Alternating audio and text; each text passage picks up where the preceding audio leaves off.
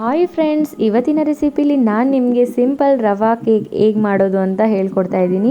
ಕಮ್ಮಿ ಇಂಗ್ರೀಡಿಯೆಂಟ್ಸಲ್ಲಿ ತುಂಬ ಟೇಸ್ಟಿಯಾಗಿ ಕ್ವಿಕ್ಕಾಗಿ ಮಾಡುವಂತಹ ಈ ಕೇಕ್ ನಿಮ್ಮ ಫೇವ್ರೇಟ್ ಆಗಿಬಿಡುತ್ತೆ ಕಣ್ರಿ. ಸೊ ಈ ರೆಸಿಪಿನ ಹೇಗೆ ಮಾಡಿದೆ ನೋಡೋಣ. ವಿಡಿಯೋ ಸ್ಟಾರ್ಟ್ ಮಾಡೋಣ ಬನ್ನಿ.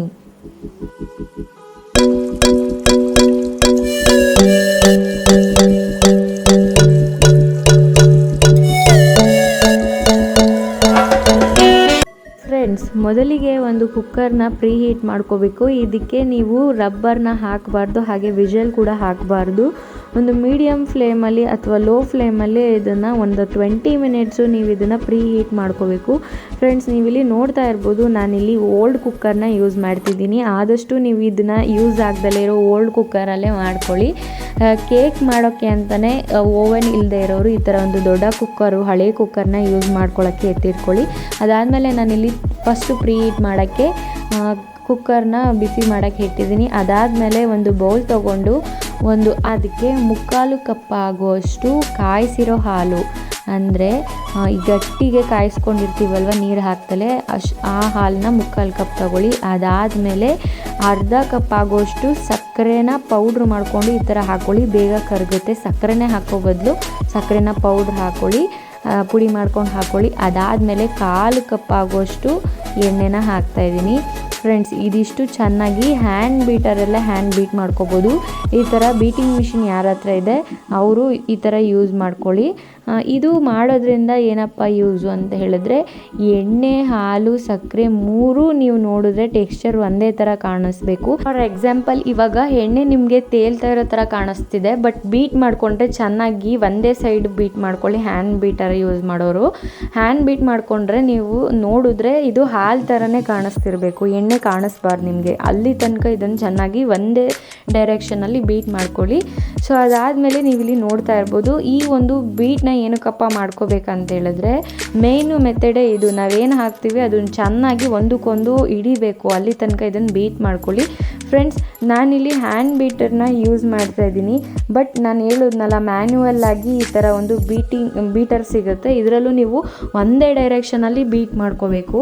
ಸೊ ಈ ಥರ ಬೀಟ್ ಮಾಡಿಕೊಂಡ್ರೆ ತುಂಬಾ ಚೆನ್ನಾಗಿರೋವಂಥ ಕೇಕ್ ಬರುತ್ತೆ. ಅದಾದಮೇಲೆ ಮೊಸರು ನೀವು ಎಣ್ಣೆ ಎಷ್ಟು ತೊಗೊಂಡಿರ್ತೀರ ಅದೇ ಕಪ್ಪಲ್ಲಿ ಸೇಮ್ ಮೆಜರ್ಮೆಂಟಲ್ಲಿ ಮೊಸರು ಹಾಕಬೇಕು. ಸೊ ನಾನಿಲ್ಲಿ 1/4 ಕಪ್ ಆಗುವಷ್ಟು ಎಣ್ಣೆ ಹಾಕಿದ್ದೀನಲ್ವ, ಅದೇ 1/4 ಕಪ್ ಆಗುವಷ್ಟು ಮೊಸರು ಹಾಕಿದ್ದೀನಿ. ಅದಾದಮೇಲೆ ಬೇಕಿಂಗ್ ಸೋಡಾನ ಹಾಕ್ತಾಯಿದ್ದೀನಿ, ಒಂದು ದೊಡ್ಡ ಟೇಬಲ್ ಸ್ಪೂನಷ್ಟು ಬೇಕಿಂಗ್ ಸೋಡಾ ಹಾಕ್ತಾಯಿದ್ದೀನಿ. ಅದಾದಮೇಲೆ ಬೇಕಿಂಗ್ ಪೌಡರ್ ಕೂಡ ಆ್ಯಡ್ ಮಾಡ್ಕೋಬೇಕು. ಫ್ರೆಂಡ್ಸ್, ನಾನು ಮೊಸರು ಹಾಕಿದ್ಮೇಲೆ ಅದನ್ನು ಚೆನ್ನಾಗಿ ಮಿಕ್ಸ್ ಮಾಡ್ಕೋತಾ ಇದ್ದೀನಿ. ಇದನ್ನು ಯಾರು ಚೆನ್ನಾಗಿ ಬೀಟ್ ಮಾಡ್ಕೋತಾರೋ ಅವರ ಕೇಕ್ ಒಂದು ತುಂಬಾ ಚೆನ್ನಾಗಿ ಬರುತ್ತೆ. ಮೇನ್ ಕೇಕಲ್ಲಿ ಇದೇ ತರಹ ಒಂದು ಮೆಥಡ್ ಇರೋದು. ಅದಾದಮೇಲೆ ಫ್ರೆಂಡ್ಸ್, ನೀವು ಇಲ್ಲಿ ಅಬ್ಸರ್ವ್ ಮಾಡ್ತಾ ಇರ್ಬೋದು, ನಾನು ಸ್ಟಾರ್ಟಿಂಗ್ ಈ ವಿಷಯ ನಿಮಗೆ ಹೇಳಲಿಲ್ಲ. ಇದಕ್ಕೆ ನಾವು ಯಾವುದೇ ತರಹ ಮೊಟ್ಟೆ ಹಾಕಿಲ್ಲ. ಮೊಟ್ಟೆನ ಹಾಕದಲ್ಲೇ ಲೆಸ್ ರವಾ ಕೇಕ್ ಇದನ್ನು ನಾವು ಮಾಡ್ತಾ ಇರ್ಬೋದು. ಆ್ಯಂಡ್ ತುಂಬ ಜನ ಎಗ್ ಹಾಕಿನೂ ರವಾ ಕೇಕ್ ಮಾಡ್ತಾರೆ, ಬಟ್ ಅದ್ರ ಟೆಕ್ಸ್ಚರ್ ಹಾಗೆ ಫ್ಲೇವರು ರುಚಿ ಬೇರೆ ಥರ ಇರುತ್ತೆ. ಬಟ್ ಈ ಒಂದು ರವಾ ಕೇಕು ಇದ್ರದ್ದು ರುಚಿ ಒಂಥರ ಬೇರೆ ಥರ ಇರುತ್ತೆ. ನಾನು ಹೇಳೋದ್ನಲ್ಲ, ಶುಗರ್ ಪೇಷಂಟ್ಸ್ಗಳು ಈ ಒಂದು ರವಾ ಕೇಕ್ನ ತಿನ್ಬೋದು, ತುಂಬಾ ಚೆನ್ನಾಗಿರುತ್ತೆ. ಒಂದು ಸಲ ಟ್ರೈ ಮಾಡಿ ನೋಡಿ. ಶುಗರ್ ಅಲ್ದಲ್ಲೇ ನಾರ್ಮಲ್ ಇರೋರು ಕೂಡ ಇದನ್ನು ತಿನ್ಬೋದು. ಅದಾದಮೇಲೆ ಒಂದು ದೊಡ್ಡ ಕಪ್ಪು 1 ಕಪ್ ಆಗೋಷ್ಟು ರವೆ ತೊಗೊಂಡಿದ್ದೀನಿ. ಅದಾದಮೇಲೆ 1 ಟೀ ಸ್ಪೂನಷ್ಟು ವೆನಿಲಾ ಎಸೆನ್ಸ್ನ ಹಾಕ್ಕೊಂಡಿದ್ದೀನಿ. ಇದನ್ನು ಅಷ್ಟೇ ಚೆನ್ನಾಗಿ ಬೀಟ್ ಮಾಡ್ಕೋಬೇಕು. ಫ್ರೆಂಡ್ಸ್, ಇದನ್ನು ನೀವು ಬೀಟಿಂಗ್ ಮಷೀನಲ್ಲೇ, ನಾನು ಆಲ್ರೆಡಿ ಹೇಳ್ದಂಗೆ ಬೀಟಿಂಗ್ ಮಷೀನಲ್ಲೇ ಮಾಡಬೇಕು ಅಂತ ಏನಿಲ್ಲ, ನನ್ನ ಹತ್ರ ಇತ್ತು, ನಾನು ಅದಕ್ಕೆ ಯೂಸ್ ಮಾಡ್ತಾಯಿದ್ದೀನಿ. ನೀವು ಇದನ್ನು ಹ್ಯಾಂಡ್ ಬೀಟರಲ್ಲೇ ಇದ್ದರೆ ಅಂದರೆ ಮ್ಯಾನ್ಯುವಲ್ ಆಗೂ ಮಾಡ್ಕೋಬೋದು. ಬಟ್ ಏನಪ್ಪ ಅದಕ್ಕೆ ಒಂದು ಟ್ರಿಕ್ಸ್ ಅಂತ ಹೇಳಿದ್ರೆ, ನೀವು ಮಾಡೋದು ಒಂದೇ ಡೈರೆಕ್ಷನ್ನು. ಇಫ್ ಇನ್ ಕೇಸ್ ಒಂದೇ ರೈಟ್ ಡೈರೆಕ್ಷನಲ್ಲಿ ಅದನ್ನು ತಿರುಗಿಸಿ ಅದನ್ನು ಮಿಕ್ಸ್ ಮಾಡ್ಕೋತಾ ಇದ್ದೀರಂದರೆ ರೈಟ್ ಡೈರೆಕ್ಷನಲ್ಲೇ ಮಾಡ್ಕೊಳ್ಳಿ. ಇಲ್ಲ ಲೆಫ್ಟ್ ಡೈರೆಕ್ಷನಲ್ಲಿ ತಿರುಗಿಸಿ ಮಾಡ್ತಾ ಇದ್ದೀರಂದರೆ ಲೆಫ್ಟ್ ಡೈರೆಕ್ಷನಲ್ಲೇ ಅದನ್ನು ಟರ್ನ್ ಮಾಡ್ಕೊಳ್ಳಿ. ಅದಾದಮೇಲೆ ಸ್ವಲ್ಪ ಮೈದಾ ನೀವು ಇದು ಆಪ್ಷನಲ್ಲು, ಬೇಕು ಅಂದರೆ ಹಾಕೋಬೋದು, ಇಲ್ಲ ಅಂದರೆ ಇಲ್ಲ.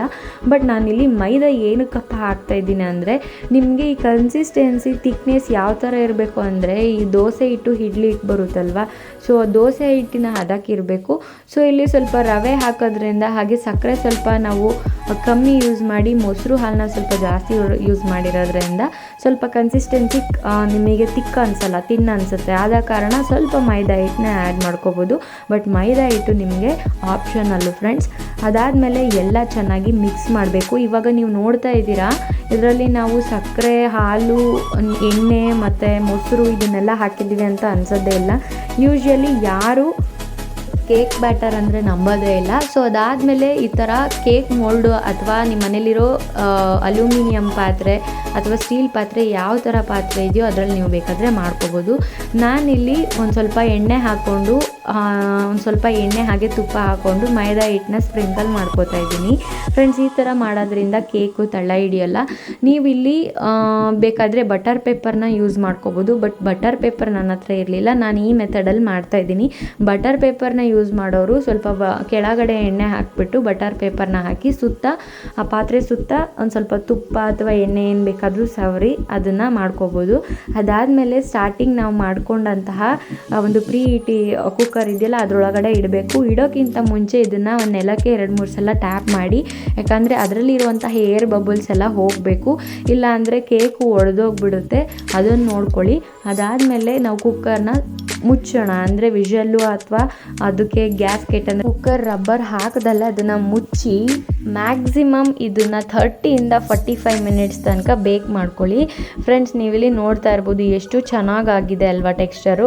ಸೊ ಅದಾಗಿದೆಯೋ ಇಲ್ವೋ ಅಂತ ಚೆಕ್ ಮಾಡ್ಕೊಳ್ಳೋಕ್ಕೆ ಈ ಥರ ಒಂದು ನೈಫ್ ಅಥವಾ ಟೂತ್ ಪಿಕ್ ಏನೋ ತಗೊಂಡು ಅದರಲ್ಲಿ ಡಿಪ್ ಮಾಡಿದಾಗ ಅದು ಅಂಟಬಾರ್ದು. ಅಂಟುತ್ತಿದ್ರೆ ಇನ್ನೊಂದು ಸ್ವಲ್ಪ ಹೊತ್ತು ಬಿಟ್ಟು ಲೋ ಫ್ಲೇಮಲ್ಲಿ ಬೇಯಿಸಿ. ಅದಾದಮೇಲೆ ತಣ್ಣಗಾದಮೇಲೆ ಸೈಡ್ ಎಲ್ಲ ಒಂದು ಸ್ವಲ್ಪ ಬಿಡಿಸ್ಕೊಂಡು ಅದನ್ನು ಒಂದು ಪ್ಲೇಟಿಗೆ ಅಥವಾ ಒಂದು ತಟ್ಟೆಗೆ ಹಾಕ್ಕೊಂಡು ಅದನ್ನು ಕಟ್ ಮಾಡಿ, ಯಾವ ಶೇಪಿಗೆ ಬೇಕೋ ಆ ಶೇಪಿಗೆ ಕಟ್ ಮಾಡಿ. ನಾನಿಲ್ಲಿ ಸ್ವಲ್ಪ ಚೆನ್ನಾಗಿ ಕಾಣಿಸ್ಲಿ ಅಂತ ಹೇಳ್ತಾ ಮೇಲ್ಗಡೆ ಸ್ವಲ್ಪ ಸಕ್ಕರೆ ಪುಡಿನ ಹಾಕ್ತಾಯಿದ್ದೀನಿ ಫ್ರೆಂಡ್ಸ್. ಈ ಒಂದು ಕೇಕು ನಿಜವಾಗ್ಲೂ ತುಂಬಾ ಚೆನ್ನಾಗಾಗಿತ್ತು. ಆ್ಯಂಡ್ ನೀವು ಇದನ್ನು ಒಂದು ಸಲ ಪಕ್ಕ ಟ್ರೈ ಮಾಡಿ ನೋಡಿ. ಯಾಕೆ ಬೇಕ್ರಿಗಳಲ್ಲಿ ಪ್ರತಿ ಸಲ ಕೇಕ್ ತೊಗೊಬಂದು ತಿನ್ನಬೇಕು, ಮನೇಲಿ ಈ ಥರ ಒಂದು ಕೇಕ್ನ ಮಾಡಿಕೊಡಿ, ಮಕ್ಕಳಿಂದ ದೊಡ್ಡವರಿಗೂ ಇಷ್ಟ ಆಗುತ್ತೆ, ಹಾಗೆ ನಿಮಗೂ ತುಂಬಾ ಒಳ್ಳೆ ಫೀಲ್ ಆಗುತ್ತೆ ನಾನು ಕೇಕ್ ಮಾಡ್ತೀನಿ ಅಂತಲ್ವಾ. ಸೊ ಈ ರೆಸಿಪಿ ನಿಮಗೆ ಇಷ್ಟ ಆಗಿದ್ದರೆ ಲೈಕ್ ಮಾಡಿ, ಶೇರ್ ಮಾಡಿ, ಕಮೆಂಟ್ ಮಾಡಿ, ಹಾಗೆ ನಮ್ಮ ಚಾನಲನ್ನು ಸಬ್ಸ್ಕ್ರೈಬ್ ಮಾಡಿ. ನಿಮಗೆ ಯಾವುದೇ ತರಹ ರೆಸಿಪಿಗಳು ಬೇಕು ಅಂತ ಹೇಳಿದರೆ ಕಮೆಂಟ್ ಸೆಕ್ಷನಲ್ಲಿ ತಿಳಿಸಿ, ನಾನು ಆ ವಿಡಿಯೋ ಮಾಡೋಕ್ಕೆ ಟ್ರೈ ಮಾಡ್ತೀನಿ ಅಂತ ಹೇಳ್ತಾ ಫ್ರೆಂಡ್ಸ್, ನಾನು ನನ್ನ ಮುಂದಿನ ವಿಡಿಯೋ ಜೊತೆ ನಿಮಗೆ ಸಿಗ್ತೀನಿ. ಅಲ್ಲಿ ತನಕ ಈ ಒಂದು ರವೆ ಕೇಕ್ನ ಮಾಡಿಕೊಂಡು ಎಲ್ಲರೂ ತಿಂದು ಮಜಾ ಮಾಡಿ ಟೇಸ್ಟ್ ಹೇಗಾಗಿತ್ತು ಅಂತ ನನಗೆ ಹೇಳಿ.